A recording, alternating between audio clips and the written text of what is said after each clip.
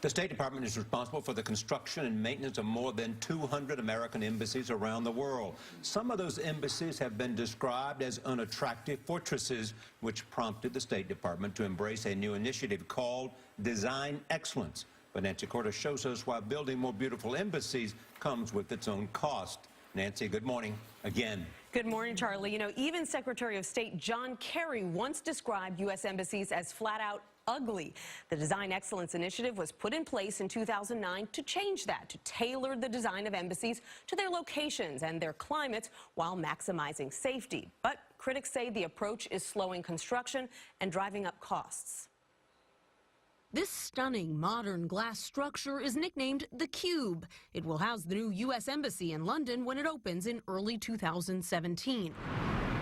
But 6 months into construction, CBS News has learned the $1 billion project is already $100 million more expensive than initial estimates, partly because of the unique blast-proof glass at the heart of the design.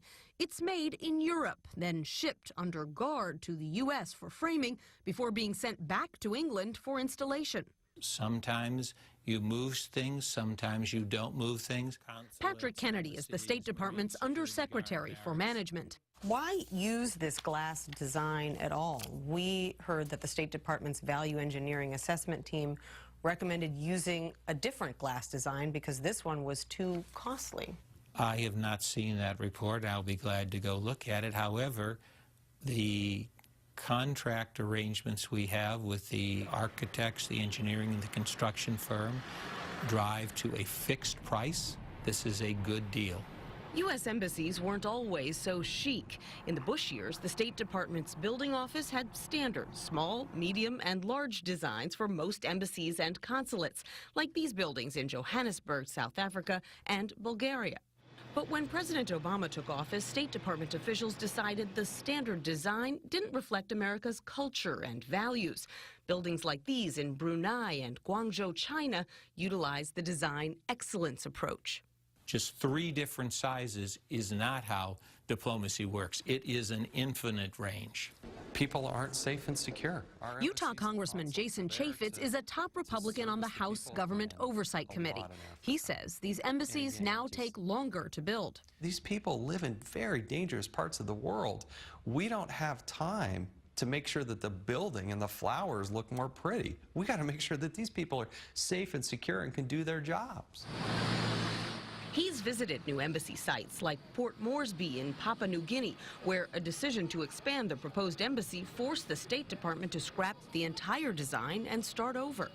The project estimate has ballooned from $50 million to $211 million. And according to an internal State Department document, there has been a termination of the current work and shuttering of the site until a new construction contract is awarded.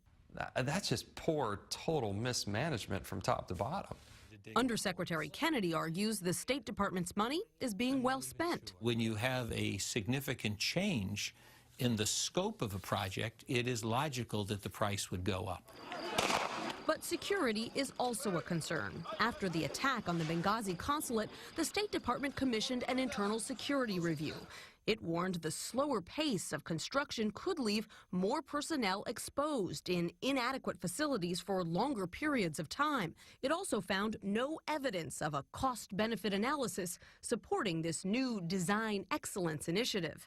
Grant Green, a former State Department official, oversaw the report. If it takes longer, it's going to cost more. And if it costs more and it takes longer, it puts people at risk out there waiting for their embassy to be built. Kennedy disagrees with the report's findings. We have reviewed our processes and feel very, very comfortable that our use of the design initiative gets us the security we need and the functionality we need at the best possible price. Congressman Chaffetz has called for a hearing on this issue later this month. And the question here is there a happy medium between these cookie-cutter embassies of the past and more beautiful embassies that are also a little more complicated to build and to maintain? What's the answer? So. We're still trying to find that New balance. construction, everybody knows, is always over budget, but those numbers are gagging. $100 million over budget, scary. Yeah, yeah, and you know, the State Department has a finite budget every year for how many embassies it can build. So if those embassies cost more, that reduces the number of safer embassies you can build in any given year.